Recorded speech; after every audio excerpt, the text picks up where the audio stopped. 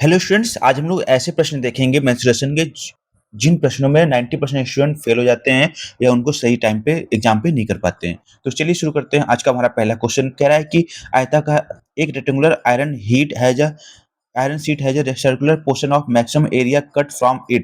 If the length is 30 meter and width is 14 meter, what is the area of the remaining part? कह रहा है कि एक आयताकार लोहे की चादर है, ठीक है, इसमें अधिकतम क्षेत्रफल का एक वृत्ताकार काटा गया है। तो आपकी एक लोहे की चादर है, आयताकार है, इसमें अगर अधिकतम वृत्ताकार क्षेत्रफल काटना है तो ये ऐसे कटेगा। तो यानी जो वृत्त की व्यास होगा, डी होगा, वो आयत की चौड़ाई के बराबर होगा। यानी डी की वैल्यू किसके बराबर होगी? बी के। तो यहाँ से डी की वैल्यू क्या होती है? 2r होती है। तो बी, तो आर इक्वल टू क्या हो जाएगा? b/2। तो यहाँ से हम लोग ये पता चलता है कि हमेशा अगर इस टाइप क्वेश्चन होगा, किस टाइप क्वेश्चन, आयताकार लोहे की चादर के अंतर्गत अधिकतम क्षेत्रफल का वृत्त काटा गया होगा, तो हमेशा याद रखना कि जो वृत्त की त्रिज्या होगी, आयत की चौड़ाई की आधी होगी। ये चीज समझ में आ गया?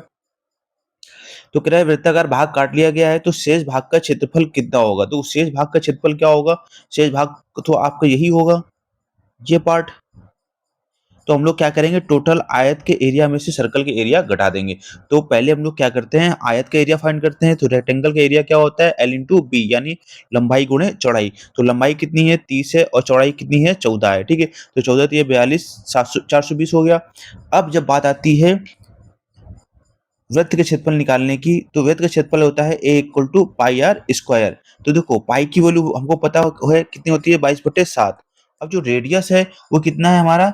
वो रेडियस होगा 14/2, ठीक है। बी की वैल्यू कितनी है? 14, तो 7 हो जाएगा। तो 7 इंटू 7, तो यहाँ से कट जाएगा तो कितना आ जाएगा? 154। तो रिमेनिंग एरिया हमें निकालना है, ठीक है। Area of circle, area of rectangle, A R लिख लेते हैं, ठीक है। तो रिमेनिंग एरिया निकालने के लिए क्या करेंगे? Area of rectangle minus area of circle कर देंगे। तो 420 में से 154 घटा देंगे, तो 10 में 4 गए 6, ठीक है। और 41 से 15 गए 26, तो 266 हमारा क्या हो जाएगा? सही आंसर आ जाएगा। तो ऑप्शन बी हमारा करेक्ट हो जाएगा। उम्मीद है कि ये कॉन्सेप्ट आपको समझ में आ गया होगा।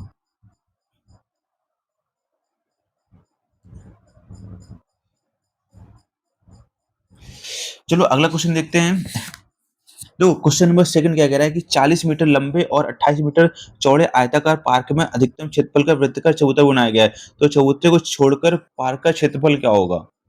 ठीक है, तो सेम वही कॉन्सेप्ट है। एक 40 मीटर और 28 मीटर चौड़ा आयताकार पार्क बनाया गया है, ठीक है। अधिकतम क्षेत्रफल का वृत्ताकार चबूतरा हो गया। अधिकतम क्षेत्रफल का चबूतरा ये बनेगा, तो यहाँ पर जो रेडियस होगी वो क्या होगी? 28/2 होगी, यानी 14 हो जाएगी, ठीक है। अब हमें क्या करना है, हमें इस पार्ट का क्षेत्रफल निकालना है।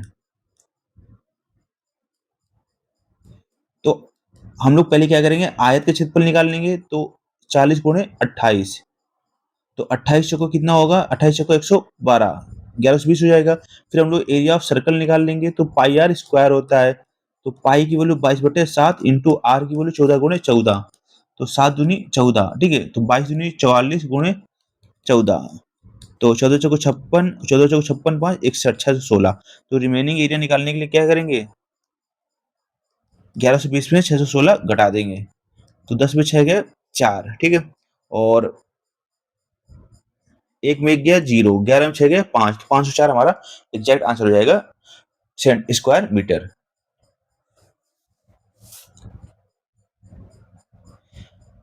तो आप लोग इसे हमारे चैनल में बने रहिएगा। आपको डेली 2, 3, 4, 5 क्वेश्चन आपको डिफरेंट वैरायटी के आपको क्वेश्चन मिलेंगे, ठीक है। अगर आपको हमारा बैच परचेज करना है तो ये 29 रुपीज का बैच है, और इस परचेज करने के लिए आप इस पे हमें कॉन्टेक्ट कर सकते हैं, ठीक है।